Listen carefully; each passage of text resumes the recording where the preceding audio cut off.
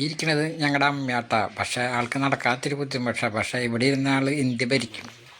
ഇത് ചേട്ടനാണ് കേട്ടാ. ഞങ്ങളെ കണ്ട ഇരട്ടപ്പെട്ടപ്പാൽ തോന്നും, പക്ഷേ അമ്മ പെറ്റതാണ്. അങ്ങനെ ഞാൻ ചാലക്കുടിയിലേക്ക് പോവാം. ഇതിലത്തെ ഏത് വണ്ടി എടുക്കാമെന്ന് വിചാരിച്ചാൽ ഞാൻ ഡി എടുക്കുള്ളൂ. ഡി ആകുമ്പോൾ ഇരുന്ന് ഉറങ്ങാമല്ലോ. പുതുക്കാട് റെയിൽവേ ഗേറ്റ് എത്താറായിട്ടാ. ഭാഗ്യമുണ്ടെങ്കിൽ ഗേറ്റട കിട്ടും. ഗേറ്റട ഇല്ല.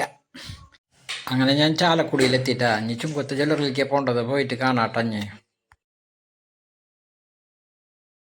അങ്ങനെ കടയിൽ നിന്ന് ഇറങ്ങി ഒരു ലോട്ടറിക്കാരൻ വട്ടം വെച്ചു.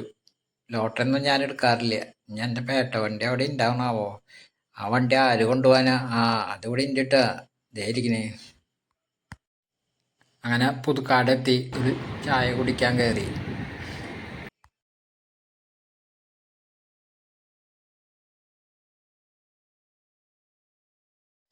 ഇതിൽ ശരിക്കും റെയിൽവേ ഗേറ്റ് അട കിട്ടിയിട്ടാ, പെട്ടു.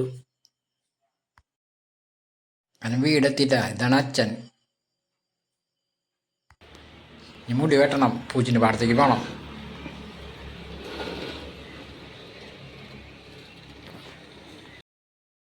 കട എത്തിയിട്ടാ.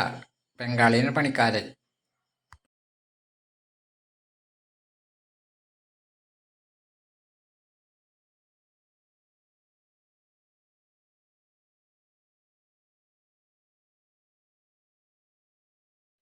വീഡിയോ ലൈക്ക് അടിക്കുക, ഷെയർ ചെയ്യുക, സബ്സ്ക്രൈബ് ചെയ്യുക.